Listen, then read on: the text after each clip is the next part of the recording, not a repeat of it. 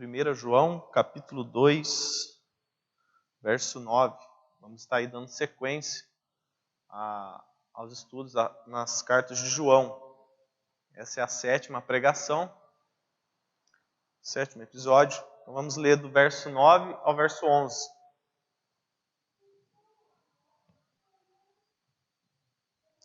Aquele que diz estar na luz, mas odeia seu irmão, até agora está nas trevas. Aquele que ama seu irmão permanece na luz, e nele não há tropeço. Mas aquele que odeia seu irmão está nas trevas, e por elas anda, sem saber para onde vai, pois as trevas lhe cegaram os olhos. Então o tema da nossa pregação hoje é: você ama ou você odeia o seu próximo? Essa vai ser a pergunta que iremos fazer para nós mesmos no final da pregação. Nós amamos ou odiamos o nosso próximo? Ou nós amamos ou odiamos a Deus? Então, esse será o tema então da nossa pregação. E tem um tema central. O tema central é que o amor cristão é a evidência essencial da verdadeira fé. Porque sem o amor cristão, não existe o cristão. A fé cristã é fundamentada no amor. E se não existe a evidência do amor em nossas vidas, de fato não somos cristãos. E vamos ver então 3 contrastes que distinguem a verdadeira fé. Então, nós iremos trabalhar nesse sentido. A cada 2 anos, quando aqui no nosso país há eleições, e a cada 2 anos você vê aí as pessoas que se candidatam a prefeito, presidente, deputado. Eles têm um discurso lindo, fazem seu marketing, suas propagandas, mostram ali vídeos abraçando as crianças, os necessitados, dizem que vão acabar com a corrupção, que vão colocar as leis que estão no papel em vigor, prometem inúmeras coisas, falam muito, mas quando ganham, não fazem nada, ou fazem pouco, e tudo aquilo que eles disseram, às vezes fazem totalmente o contrário, e enganam os eleitores. Eles são bons de lábio, falam muito, mas fazem nada. Então, esse é um dos contrastes. O falar muito e o não fazer. Fala muito, mas não faz. Isso nós vemos na nossa política, né? Inclusive aqui no Brasil. Muitos têm esse discurso, não digo todos os políticos, mas a sua grande maioria é dessa maneira. E João, ele está atacando aqui a falsa doutrina de sua época, os falsos mestres. Ele não está ali muito preocupado com os políticos. João está preocupado com os falsos mestres, que seriam ali os gnósticos, que estavam trazendo uma doutrina contrária à verdadeira doutrina. Então João está atacando, porque esses mestres, eles eram parecidos com os políticos. Eles falavam, diziam ter uma sabedoria maior que os outros, diziam que conheciam a Deus, mas não praticavam o que estava nas Escrituras. Viviam uma vida profana, uma vida afundada no pecado. Então eles falavam muito, mas não praticavam aquilo que falavam, aquilo que pregavam. Então, como nós vimos nas pregações anteriores, João ele mune os crentes para verificar se aqueles mestres eram verdadeiros ou falsos. E ali ele utiliza no capítulo 1 o teste moral para ver se o que aqueles homens falavam era verdadeiro ou não. João mune eles, porque a vida deles não condizia com aquilo que eles pregavam. No capítulo 2, nós vemos o teste social, de que João diz que a nossa vida é evidenciada. O verdadeiro cristão, ele tem a evidência que ele ama o próximo. Se ele diz que ama, mas não ama, há uma incoerência. Mostra ali o teste social, ele não se preocupa com a causa do outro. É como o Tiago também confirma isso. Ele diz que a fé sem obras é morta.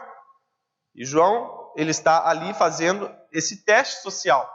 Esses homens se dizem ser de Deus, se dizem ser cristãos, mas eles não se preocupam com o próximo.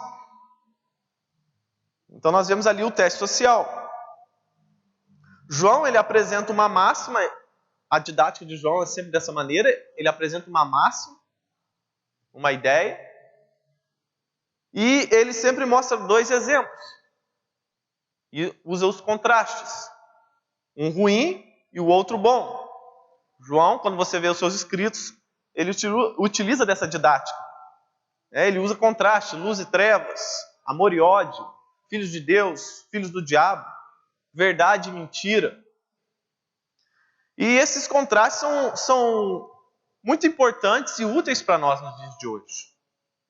Porque hoje a ideia do preto no branco, do 8 ou 80, não está na moda. Nós vemos no mundo essa ideia de que não existe uma verdade absoluta. Você tem a sua verdade, eu tenho a minha, vamos confrontar e vamos achar um consenso nisso. Vamos achar a área cinzenta. Então hoje não está na moda você declarar que isso é verdade e isso é mentira.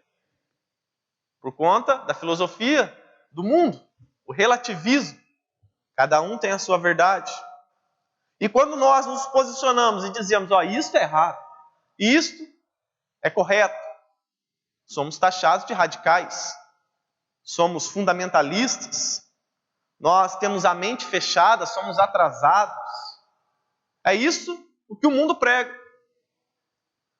E isso vem de um método filosófico chamado dialética.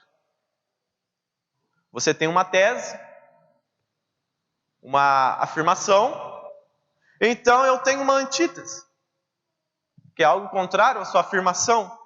Então você choca as duas, então você chega na síntese. Então esse pensamento, essa filosofia, vem desse método chamado dialética. Nós podemos utilizar isso em algumas áreas, em alguns assuntos, mas nem sempre isso é saudável e correto. Porque você acaba com a possibilidade dos contrastes radicais. Do 8 ao 80, do preto no branco. E quando você olha para as Escrituras, várias passagens mostram que algo é correto e algo é errado. Não existe um meio termo. Ou é correto ou é errado, ou é verdade ou é mentira. Então isso acaba também com a autoridade da liderança na igreja. Os pastores, os irmãos mais antigos na fé, aí vem a nova geração, e eles têm uma interpretação, eles têm a sua vivência, e se nós utilizamos desse método, vamos achar um meio termo. Você tem a sua experiência, eu tenho o meu novo conceito de mundo, eu sou novo, e vamos achar o meio termo. Isso era no seu tempo. Agora o mundo mudou. Vamos achar o meio termo. Então a autoridade da liderança se perde. Porque não se respeita a tradição, não se respeita aqueles que são mais experientes na fé. E também a Bíblia ela perde a sua relevância. A sua relevância que ela é absoluta. e inquestionável. A Bíblia não contém erros. A Bíblia é infalível. Se abraçarmos essa ideia de que temos que achar o meio termo, então a Bíblia ela passa a não ser a verdade. O que Paulo diz, podemos confrontar. Paulo disse isso no tempo dele, mas agora vivemos outra realidade, vamos achar o meio termo. Então a Bíblia ela perde a sua relevância. Então caímos no relativismo, né, que é algo pregado pelo mundo. Então é importante nós resgatarmos esses contrastes que João aqui nos ensina, né, e está nos ensinando que há contrastes radicais. Jesus falou sobre isso, a Bíblia fala sobre isso. Nós temos exemplo. Jesus disse: quem com ele não ajunta, espalha. Não tem aquele que ajunta pouco. Ou ele ajunta ou ele espalha. A palavra do crente deve ser sim ou não. Sim, sim, não. Não tem meio termo. Paulo orienta a nos despirmos do velho homem e a nos revestirmos do novo homem. Outro contraste. A própria doutrina da salvação. Existem os salvos e os não salvos. Então nós vemos na Escritura contrastes absolutos. E através dos contrastes nós podemos definir o que é certo e o que é errado. Porque se você não tem uma definição de o que é certo e é errado, você fica meio confuso sobre a verdade dos fatos. Então João ele utiliza dessa didática para mostrar o que é o verdadeiro cristão e o que é o falso cristão. E que existem evidências que mostram quem é o verdadeiro e quem é o falso. E nesse trecho nós vimos que o verdadeiro crente é aquele que tem amor pelos seus irmãos. Então o amor cristão é a evidência essencial da verdadeira fé. Como eu já disse, algo sem o qual não existe o cristão. Se a pessoa ela não ama, ela não é cristã. Simples assim. E o primeiro contraste. Vamos ver então 3 contrastes que distinguem a verdadeira fé. Qual o primeiro contraste? O falar muito e o fazer nada. Veja o verso 9. Aquele que diz estar na luz, mas odeia o seu irmão, até agora está nas trevas. Veja que João ele começa dizendo, aquele que diz. Ele enfatiza o que o homem fala. Aquele que diz. Palavras provavelmente do discurso dos falsos mestres de sua época. Eles falavam muito, mas não faziam nada. Então João ele enfatiza nisso. Olha, aquele que diz estar na luz. Esses homens estão dizendo que estão na luz. Mas odeia o seu irmão, até agora está nas trevas. Então existe uma incoerência. Eles dizem que estão na luz, mas estão odiando o seu irmão. Há uma incoerência. Você lembra dos fariseus? Existia uma incoerência na vida deles. Eles tinham discursos lindos, diziam seguir a lei, diziam ser homens piedosos, mas a vida deles era apoiada por um sistema doutrinário que eles mesmos criaram e que dava margem para a ostentação dos seus prazeres carnais. Assim eram os fariseus. E Jesus os chama de hipócritas. Eles eram falsos. Parece que os mestres gnósticos também faziam a mesma coisa. Os nossos políticos, em sua grande maioria, também fazem. Tem um discurso lindo, falam bonito, mas não praticam nada do que fazem.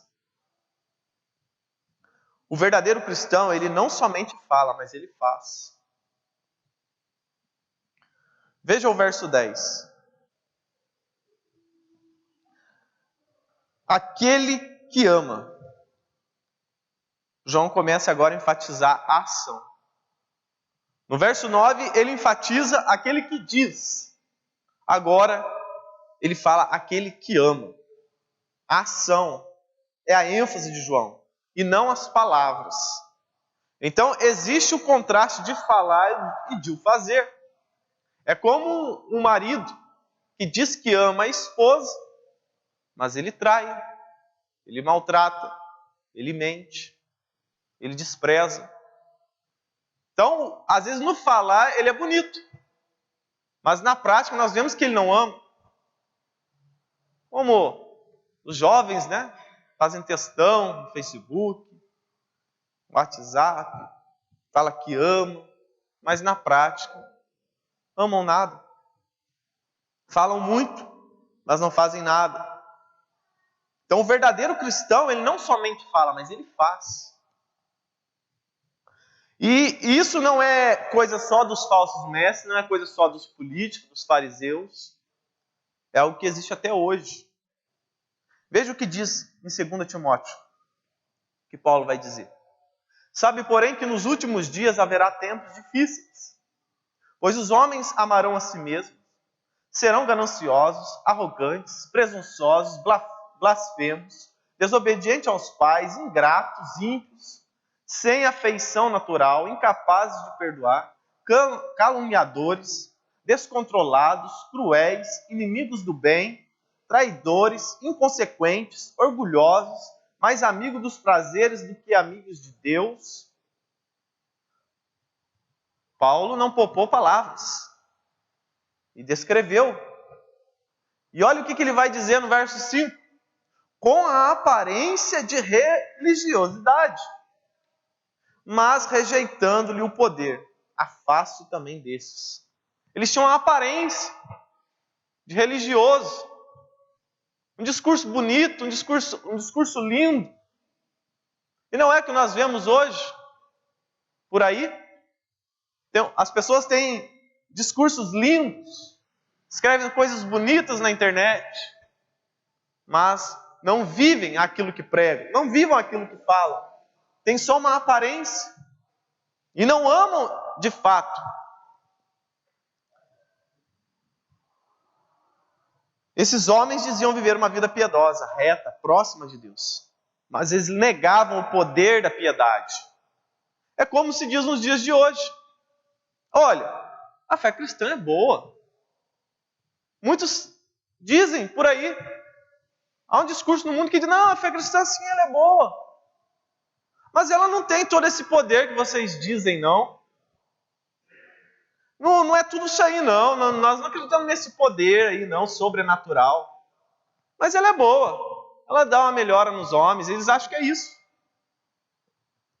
E eles têm discursos bonitos. Mas a essência desses homens eram más. E é má até hoje. O ser humano é maligno. Nós sabemos. Depravado. Aquele que não tem o Espírito de Deus é inimigo de Deus. A ira de Deus está sobre ele. Então, por mais que o mundo tem discursos bonitos, que fala sobre a tolerância, temos que ser tolerantes, paz e amor no mundo.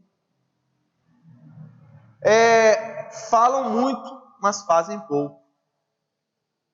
Hoje existe isso no nosso meio. A ideia da tolerância é uma palavra-chave no mundo hoje. Você tem que ser tolerante.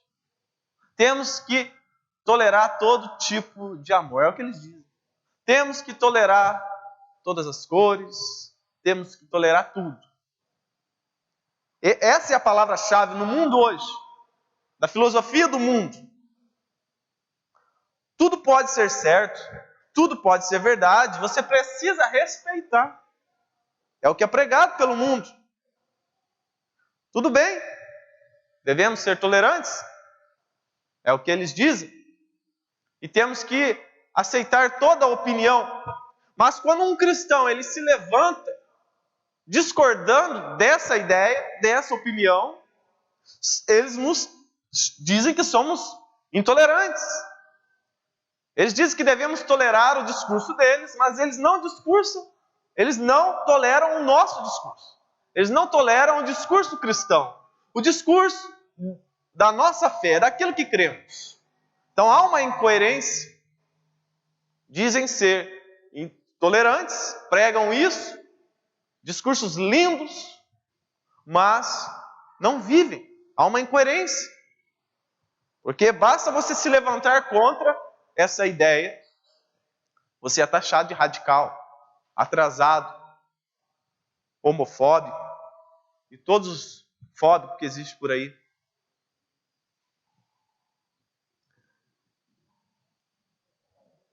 Então, há uma incoerência em falar e fazer. Essa é a marca do mundo, do falso cristão, do incrédulo, porque eles não vivem aquilo que falam. E Paulo nos orienta isso, nos orienta a isso. Como lemos aqui, ó, o finalzinho do verso 5. Afaste também desses. Saiam de perto desses homens, fujam deles. Então tem um alerta para nós também.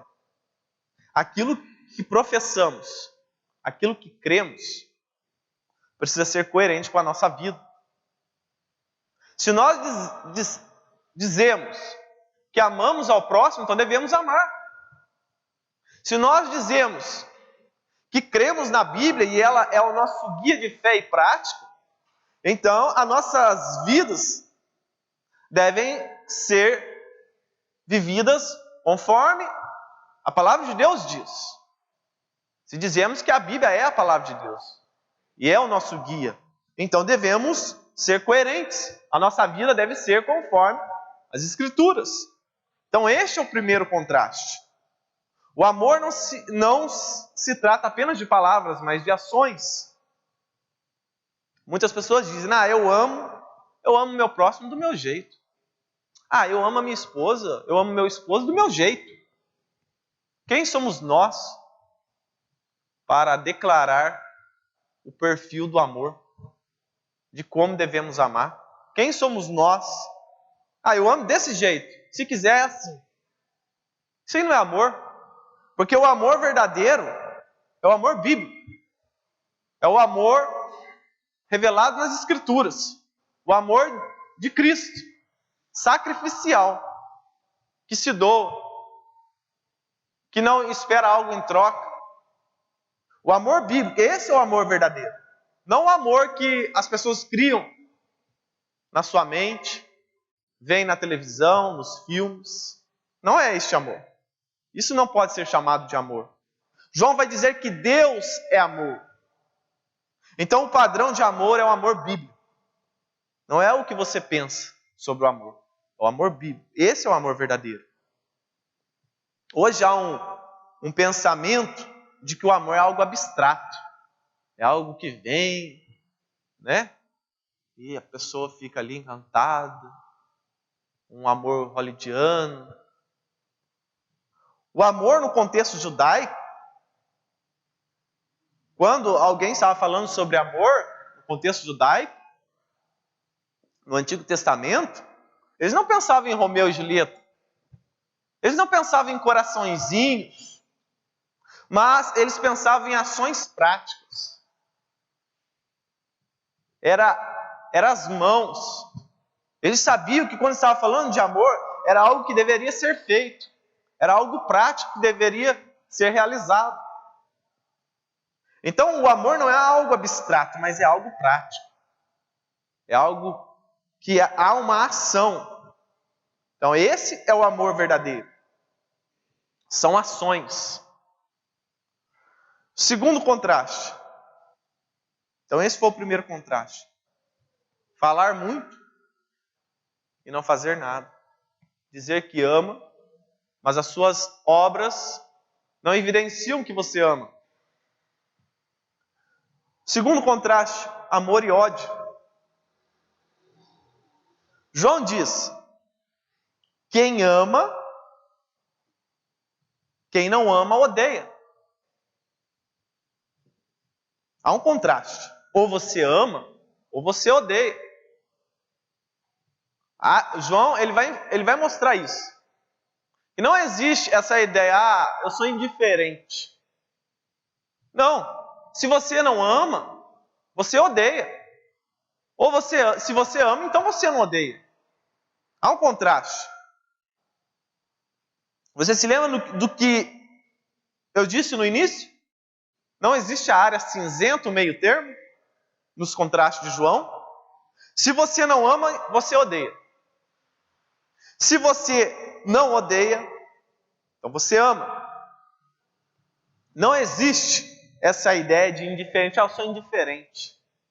Não, indiferente é uma expressão de ódio. Não há a indiferença. Hoje dizem que as pessoas são moralmente neutras. Há uma causa,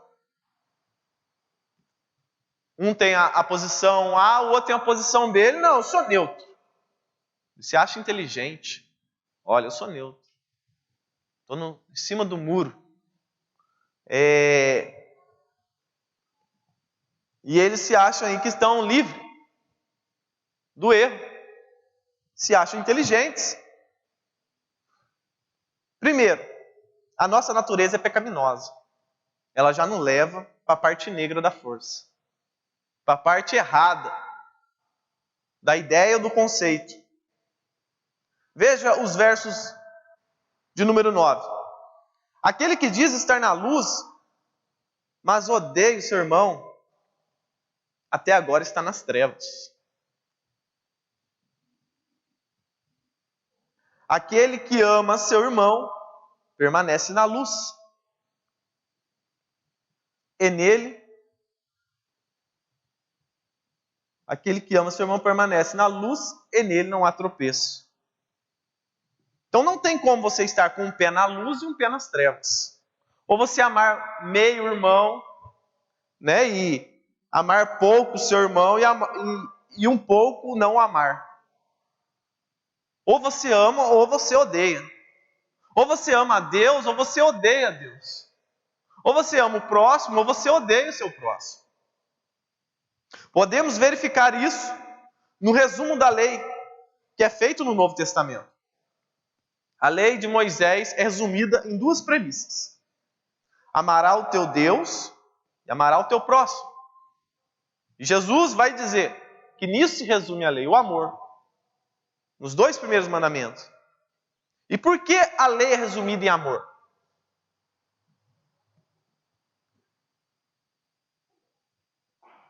Por que a lei é resumida em amor? Em Êxodo 20, diz, o primeiro mandamento, falando que nós devemos amar a Deus sobre todas as coisas. E diz, e não terá outros deuses além de mim. Não farás imagem esculpida, e nem farás culto a ela. Não tomarás o nome de Deus em vão, e guardarás o sábado, o dia de descanso.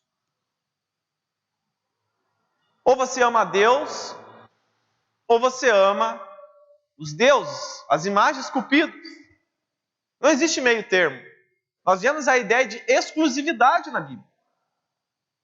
Nos dois primeiros mandamentos, que fala a respeito do amor a Deus e o amor ao próximo.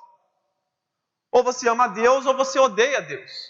Se você prestar culto a essas imagens esculpidas, tomar o nome de Deus em vão, não descansar, não tirar o dia de descanso, você está odiando a Deus. Você não está amando a Deus. Não existe um meio amor. Alguns teólogos dividem o decálogo em duas tábuas. Primeiro se refere aos mandamentos que nós temos para com Deus, e a segunda tábua se refere aos mandamentos que nós temos para com o nosso próximo. Então, a primeira tábua, a primeira tábua diz que o amor implica em exclusividade no trato para com Deus. Porque se eu amo a Deus, eu não terei outros deuses além dele. Eu não vou limitá-lo à imagem, eu não tomarei seu nome em vão. Se nós desobedecemos, então, a esse mandamento, estamos dizendo que não amamos a Deus. O que Deus falou, isso não importa, eu vou fazer a minha vontade. Eu vou fazer do meu jeito. Então você está odiando a Deus. Você está desprezando o que Ele disse. E em João, em 1 João vai dizer, se alguém diz, eu amo a Deus, e odeia o seu irmão, é mentiroso. No Evangelho de João vai dizer que Jesus ele fala, eu sei quem me ama, aquele que guarda os meus mandamentos. Então se nós desprezamos o mandamento de Deus, de fato nós estamos declarando, nós odiamos a Deus, nós não amamos a Deus. Porque a obediência está relacionada com o amor a Deus. Se nós não guardamos os mandamentos, nós não amamos a Deus. E a segunda parte, que fala do amor ao próximo, que diz que nós devemos amar ao próximo como a nós mesmos, ele vai dizer ali, honra teu pai e tua mãe, não matarás, não adulterarás, não furtarás, não dirás falso testemunho, não cobiçarás. Isso estava relacionado ao próximo. Se você ama a Deus, você não vai criar imagens esculpidas, você não vai prestar culto a outros deuses. Mas também se você ama ao próximo, você não vai roubá-lo. Se você ama ao próximo, você não vai matar. Você não vai falar falso testemunho a respeito dele. Você não vai cobiçar as coisas dele, não vai cobiçar. Se você ama de fato o seu pai e a sua mãe, você vai honrá-lo. Não apenas com palavras, mas como nós vimos, com ações. Você vai honrar o seu pai. Então, fica claro, se você ama, você não vai desejar o mal para o seu próximo. Por isso se resume à lei. A lei se resume em amor. Então, tudo que vai contra a lei de Deus é uma manifestação de ódio. Estamos dizendo que Deus não serve para nós. E queremos fazer, então, a nossa própria vontade. Eu serei o meu Deus. Então, o decálogo, ele retira essa ideia tola de que existe a neutralidade. Não existe. Um exemplo, para nós, uma ilustração, não é verídico, apenas uma história, talvez você já ouviu, que existia ali um camarada que foi morar em certo lugar, e de um lado estava ali o céu, e do outro o inferno. E ele teve a brilhante ideia, olha, eu vou ficar neutro nessa situação, e sabe de uma coisa? Eu vou ficar em cima do muro, entre esses dois locais. Vou fazer minha morada ali. E de um lado ficava ali os anjos, né? Sempre falando na cabeça dele, vem para cá, vem para o lado de cá. Vem morar aqui com a gente, vem para cá. E do outro lado, os diabinhos ali, né? Nunca falaram nada, ficava quieto. Não chamava ele, o jeito que estava bom. Aí ele ficou incomodado, um dia perguntou para o anjo, olha, por que vocês ficam chamando eu para ir para o lado dos seus e eles lá, eles nem estão ligando? Então sabe o que é? É que o muro faz parte do inferno. Então não há neutralidade. Se você está em cima do muro, você odeia Deus. Você é indiferente. É uma expressão de ódio. Então, a ausência de amor demonstra ódio a Deus e para com o próximo. 1 João 4, 20 e 21 diz, se alguém diz, eu amo a Deus e odeia seu irmão, é mentiroso. Pois quem não ama o seu irmão, a quem viu, não pode amar a Deus, a quem não viu. E dele temos este mandamento, quem ama a Deus, ame também seu irmão. Então está conectado. Não tem como separar isso.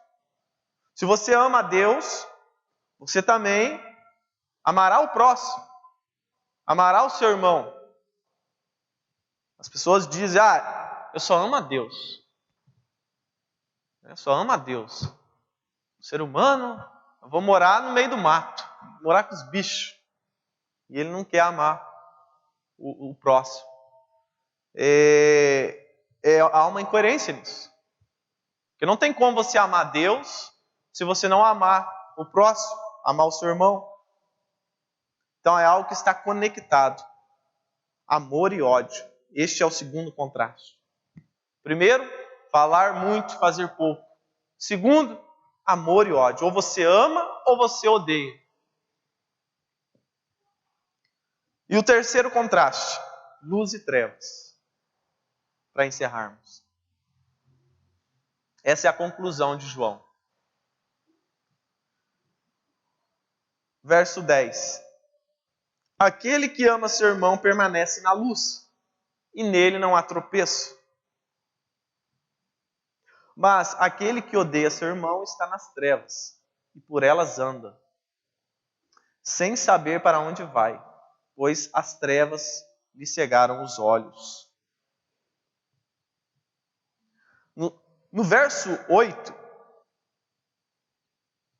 diz assim também, vamos ler, os versos anteriores. Contudo, o mandamento que vos escrevo é novo, verdadeiro em Cristo e em vós, pois as trevas vão passando e já brilha a verdadeira luz.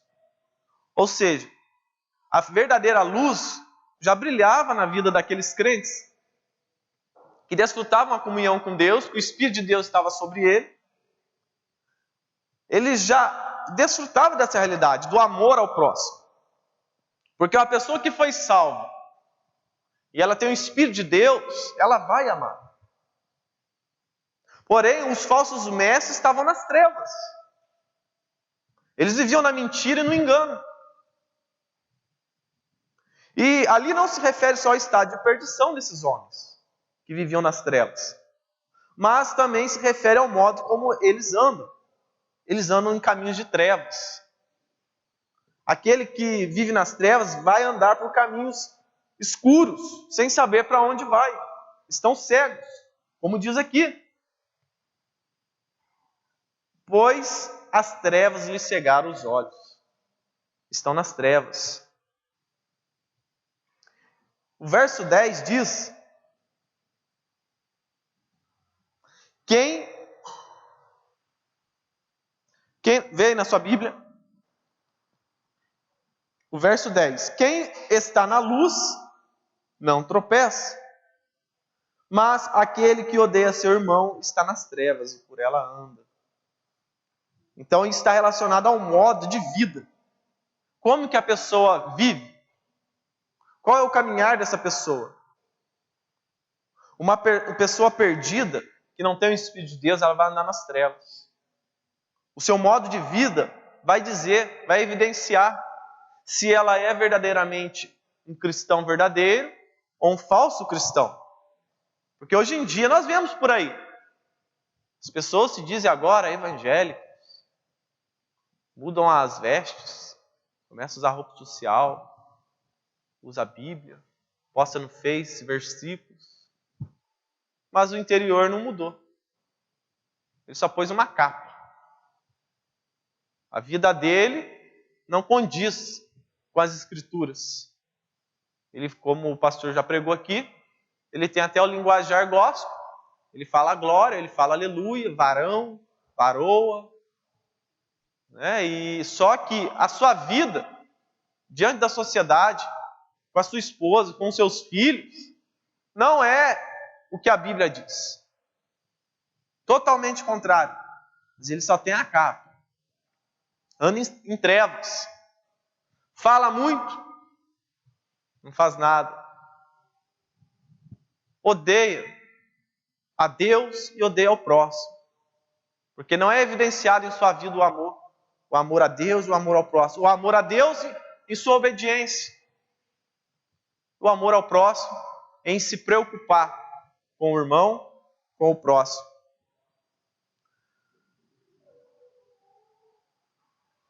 Veja o que Paulo diz em 2 Coríntios 4:4.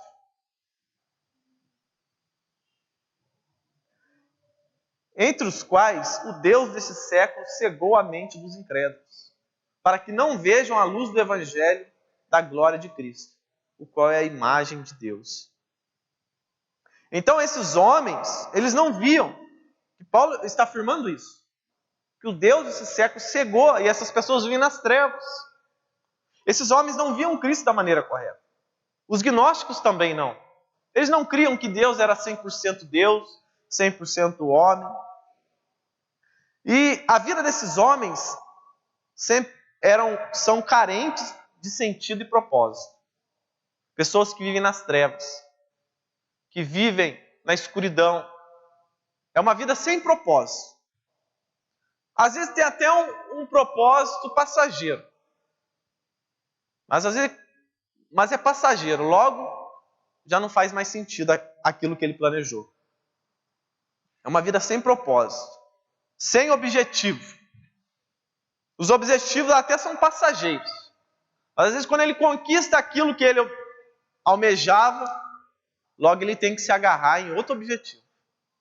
É como a história de um atleta olímpico, que a vida inteira ele se dedicou a conquistar uma medalha olímpica.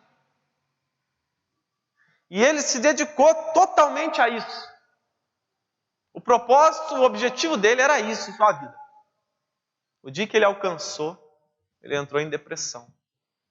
Porque perdeu o propósito, o objetivo da vida dele. E as pessoas que estão nas trevas é dessa maneira. Ela se agarra por um momento em algo, mas logo é passageiro. A vida é marcada por incertezas e tropeços. João vai dizer o contrário: aquele que anda na luz não tropeça. Mas quem anda nas trevas tropeça porque não sabe para onde vai. Então o verdadeiro cristão, ele sabe para onde vai. Ele sabe qual é o propósito da vida dele. Por que ele está aqui? Ele sabe que ele é peregrino nessa terra. E que ele almeja algo maior. Algo celestial, algo eterno. Um exemplo, talvez para ficar mais claro para você. Um jovem que estava no retiro de jovem. E durante o dia, eles chegam, cada um leva o seu colchão, arruma ali cada um, às vezes é numa cozinha, eles fazem ali um quarto. Durante o dia você enxerga os caminhos, tudo. E esse jovem chegou à noite, ele estava sem celular, não tinha vela, e já era madrugada, e ele não consegue dormir se ele estiver apertado, ele precisa ir no banheiro. E só que de noite era muito escuro, e o interruptor, ele não sabia onde estava. E tinha a porta que estava longe dele, e cheia de colchões, e ele teria que chegar no banheiro. E ele foi indo, tropeçando, tropeçava em um, tropeçava em outro, aí se agarrava, firmava. Aí daqui a pouco ele andava mais um pouco, tropeçava, agarrava em algo. Ele não sabia para onde que ia. Ficou tentando achar a porta. Até que ele encontrou. Encontrou, a hora que voltou foi a mesma coisa. Para achar o colchão, para voltar. Uma hora ele caiu lá, aí caiu num colchão e ficou por lá mesmo. Então a vida de quem anda sem propósito é dessa maneira. Às vezes ela anda por um momento e se agarra em algo. De repente aquilo ali já não faz mais sentido, não tem mais propósito. Por quê? Porque as pessoas andam nas trevas. As pessoas não querem ser guiadas pela palavra de Deus, pela luz do Evangelho. Elas seguem as filosofias do mundo, seguem os seus próprios pensamentos, suas ideias, que vêm de um coração corrupto, enganoso. Então vive uma vida sem propósito, sem objetivo. O meu propósito hoje é, vou estudar, vou tirar carta. Aí ele tira a carta, agora não tem carro. Ele se agarra, não, tem que comprar o carro. Ele compra o carro. Não, agora eu tenho que casar. Aí ele arruma uma pessoa. De repente ele está casado, no comecinho, está na paixão ali, Depois ele vê que o casamento é se entregar, se for um casamento cristão, ele vai ver que tem que amar como Cristo amou a igreja, a esposa tem que ser omissa, submissão. E de repente ele quer se agarrar em outra coisa. Não, agora tem que fazer uma faculdade. A hora que fizer aí cria um propósito. Cada hora ele está criando um propósito diferente. Aí ele se forma, aí ele sempre está procurando um objetivo, algo para ocupar a mente dele. Mas na verdade ele não tem um propósito de vida, ele está tentando se agarrar em algo. Então, nós, cristãos, nós temos um propósito. Quer comais, quer bebais, façais tudo para a glória de Deus. E Provérbios vai dizer algo sobre andar no tropeço. Meu filho, ouve e aceita as minhas palavras, para que se prolongue os anos da tua vida. Eu te ensinei o caminho da sabedoria e te guiei pelas veredas da justiça. Quando andares, teus passos não se confundirão, e se correres, não tropeçarás. Apega-te à instrução e não largues, guarda, porque ela é a tua vida. Não sigas a vereda dos ímpios, nem andes pelo caminho dos maus. Não passes por ele, evita, desvia-te dele e passe longe. Pois eles não dormem se não fizerem o mal, perdem o sono se não fizerem alguém tropeçar. Porque comem o pão da maldade e bebem o vinho da violência. Já a vereda dos justos é como a luz da aurora, que vai brilhando cada vez mais, até ficar completamente claro.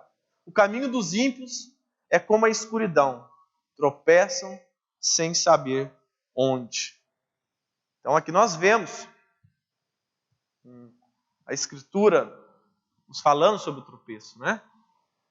Quão é importante nós andar segundo a palavra de Deus. Estarmos instruídos para não tropeçarmos. Não andarmos na vereda, né, ali no caminho dos injustos, dos ímpios. E diante disso, lembre-se como você andava antes de ser cristão. Há um contraste. Quando você era cristão, como você andava? E depois da sua conversão, você ainda anda do mesmo jeito? Seus pensamentos são do mesmo jeito? O seu modo de vida é o mesmo? Então você deve repensar a sua conversão. Porque há um contraste no velho homem e no novo homem. Aquele que tem o Espírito de Deus e aquele que não tem o Espírito de Deus.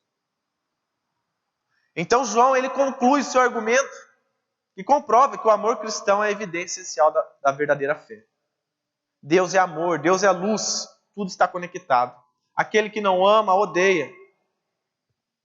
E para encerrar, algumas aplicações para nós. Se de fato amamos nossos irmãos, isso é uma demonstração da nossa fé. Eu amo mesmo meu irmão? Eu amo meu próximo? Eu me preocupo com ele? Eu pergunto, irmão, como é que tá? Tem aquele problema, irmão? Vamos orar junto. Conseguiu resolver, irmão? Não digo que você vai ficar ali toda hora em cima dele. Mas, às vezes nós temos que nos preocupar. Como que está a vida dos irmãos? Será que os irmãos estão passando dificuldade? A gente às vezes também não dá valor à comunhão com os irmãos. Nós não damos valor a isso. Né? Às vezes nem conhece, a gente não sabe nem o nome do irmão. Não conhece. Às vezes está passando um problema, ninguém sabe. Ele também não fala. A gente às vezes, nós devemos dar mais valor à comunhão entre os irmãos. Não falo que você vai ficar ali agora 24 horas, todo dia na casa do irmão. Mas às vezes no final do culto, não digo todo culto, ainda mais na quarta-feira que nós trabalhamos, mas de vez em quando você dispõe do seu tempo para ter uma comunhão com os irmãos. Ou até o PG mesmo, é um local que é onde nós ali nos reunimos com os irmãos. Mas será que não há uma indiferença para conosco? Às vezes é que nós nos achamos bom demais. E lá tem muito pecador, às vezes passa isso na nossa cabeça. Os irmãos são cheios de falhas, mas será que nós também não temos falhas?